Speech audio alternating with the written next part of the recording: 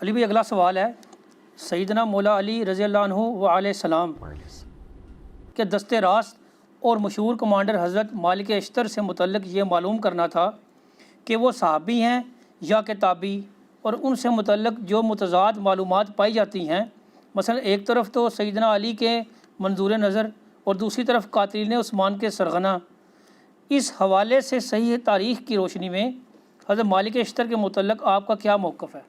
دیکھیں جی، مالک اشتر رحمہ اللہ تعالیٰ تابعین میں سے ہیں۔ انہوں نے نبی علیہ السلام کے مبارک زندگی کے اندر اسلام قبول کر لیا تھا، لیکن ان کا سٹیٹس ویسے کرنے والا ہی تھا، نبی علیہ السلام کے قدموں میں حاضر نہیں ہو سکے۔ کئی ایک لوگ ہیں جنہوں نے رسول اللہ کی زندگی میں ایمان قبول کیا، لیکن دور دور کے علاقوں میں تھے، ان کو موقع نہیں ملا یا ٹائم شارٹ تھا، وہ پہنچ نہیں سکے۔ سیدنا ویسے کرنی رحمہ اللہ تعالیٰ کے اوپر بھی میرا ایک کلپ ریکارڈڈ ہے ڈیٹیل، ان کے بارے میں تو نبی علیہ السلام نے خود فرما دیا تھا تابعین میں سب سے بہترین شخص ہے اویس، اس کی والدہ کی مصروفیت کی وجہ سے وہ میرے پاس نہیں آ سکا۔ صحیح مسلم میں اوپر تلے 4 احادیث ہیں، میں نے ڈیٹیل لیکچر اس پہ ریکارڈ کروایا۔ تو سیدنا اویس کرنی والا سٹیٹس ہی مالک اشتر کا ہے، وہ بھی تابعی ہیں، صحابی نہیں ہیں، اگرچہ کئی صحابہ سے عمر میں وہ بڑے ہیں۔ سیدنا علی اور ان کی عمر میں آلموسٹ سمجھ لیں 10 سال کا فرق ہے، یعنی نبی علیہ السلام کی وفات کے وقت مولا علی کی عمر تھی 34 ایئرز، تو مالک اشتر کی عمر تھی 24 اس وقت۔ باقی یہ کنٹروورشل ہیں، اس میں کوئی شک نہیں ہے۔ سر جتنے بڑے بندے ہیں نا تاریخ میں، وہ ہمیشہ کنٹروورشل رہے ہیں، کیونکہ بڑے بندے جب ہوتے ہیں تو ان کی دشمنیاں اور دوستیاں بھی بڑے لیول کی ہوتی ہیں، تو ان کے حاسدین بھی بڑے لیول کے ہوتے ہیں۔ سب سے بڑی پرسنالٹی ہمارے نبی علیہ السلام کی ہے، تو انسانی تاریخ میں کیا نبی علیہ السلام کنٹروورشل پرسنالٹی نہیں ہے؟ پچھلے 100 سالوں میں 60,000 کتابیں نبی صلی اللہ علیہ وآلہ وسلم کے خلاف لکھی گئی ہیں، 2 سے زیادہ کتابیں روز کی بنتی ہیں، اتنی زیادہ کتابیں کسی شخص کے خلاف نہیں لکھی گئی، اور انہی 100 سالوں کے اندر سب سے زیادہ اسلام تیزی سے پھیلا ہے۔ تو مالک اشتر کی کیا اوقات ہے رسول اللہ کے مقابلے پہ؟ تو اس طرح یہ کنٹروورشل بن جاتی ہیں۔ باقی یہ کہنا کہ وہ قاتلین عثمان میں شامل تھے، بالکل ایسا نہیں ہے۔ قاتلین عثمان کی اگر کسی کے پاس کوئی سی سی ٹی وی کیمرے کی ویڈیو پڑی ہوئی ہے تو ہمیں بتائیں، اس کو پوائنٹ آؤٹ کر دیں ہم۔ ہاں، سیدنا عثمان کی پالیسی سے اختلاف کرنے والوں میں شامل تھے، وہ بالکل ٹھیک ہے۔ تو سر اس میں تو ٹاپ آف دا لسٹ خود اما عائشہ شامل تھیں سلام اللہ علیہا، جو سیدنا عثمان کی پالیسی سے اختلاف کرتی تھی۔ کئی اصحاب بدر شامل تھے۔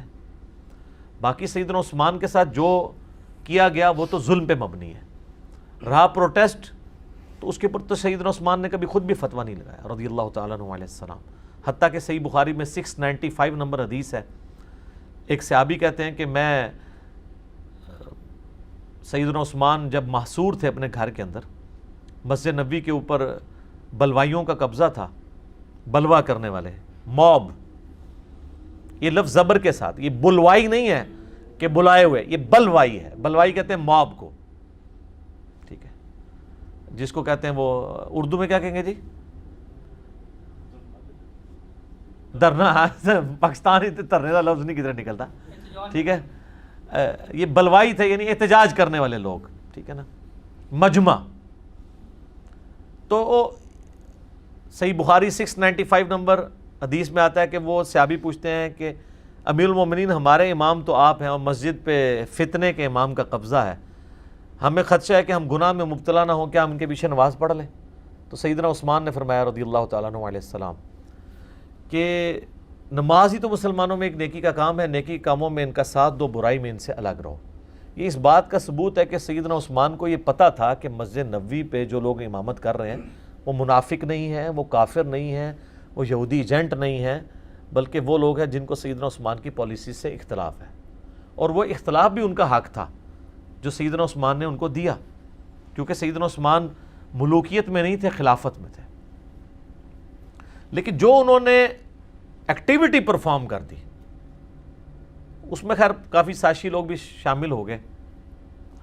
تو آج کل نہیں سازشوں کا پتہ چلتا، بات کی آپ پرانے زمانے کی کیا بات کریں، تو وہ جو کچھ ہوا وہ تو ہم اس کو کنڈیم کرتے ہیں۔ سیدنا عثمان مظلوماً شہید کیے گئے ہیں، ان کی خلافت راشدہ ہے۔ چند ایک مس ہینڈلنگس کی وجہ سے کسی کی زندگی کو زیرو سے ملٹیپلائی نہیں کر دیتے. تو اس میں محمد بن ابی بکر بھی شامل ہیں, سیدنا ابو بکر کے بیٹے, مخالفین میں. تو قاتلین کا تو کسی کو نہیں پتا. خود مالک اشتر سے جب پوچھا گیا تو انہوں نے ہمیشہ انکار کیا. آپ اہل سنت کی جتنی بھی تاریخ ہے وہ اٹھا کے دیکھیں, ان کے بارے میں یہ والے اقوال بھی ملتے ہیں. اگر ان کی مخالفت میں ملتے ہیں تو یہ کہیں نہیں ملتا کہ انہوں نے قتل کیا ہے, ورنہ سیدنا علی رضی اللہ تعالیٰ عنہ کبھی ان کو اپنے قریب نہ رکھتے. ٹھیک ہے, اور آخری وقت تک, موت تک وہ سیدنا علی کے ساتھیوں میں شامل رہے ہیں. سیدنا علی سے پہلے وہ شہید ہوئے ہیں. ان کو عمرو بن عاص رضی اللہ تعالیٰ عنہ نے زہر دے کے قتل کروایا تھا, کیونکہ محمد بن ابی بکر سے مصر کی جو حکومت ہے سنبھالی نہیں جا رہی تھی. تو سیدنا علی نے کہا کہ تم واپس آ جاؤ, میں مالک اشتر کو بھیج رہا ہوں, کیونکہ وہ بہت دلیر آدمی تھے. جنگ صفین میں, جمل میں ان کی بہت بڑی کنٹریبیوشنز ہیں. سمجھ لیں ناقابل شکست کمانڈر تھے حضرت علی کے. وہ راستے میں ان کو دھوکے سے وہ شہد پلا کے مہمان نوازی کر کے ان کو قتل کر دیا گیا. شیعہ کے ہاں یہ بہت رسپیکٹیبل پرسنالٹی ہیں. شیعہ نے ان کے اوپر باقاعدہ, ایران والوں نے فلم بنائی ہوئی ہے مالک اشتر کے اوپر, ان کی زندگی فلم آئی ہے, وہ آپ دیکھ سکتے ہیں. تو ہمارے ہاں تو یہ ہے کہ اہل سنت کے ہاں یہ ملتا ہے کہ حضرت علی کے دستے راست تھے, تابعین میں شامل ہیں, صحابی نہیں ہیں.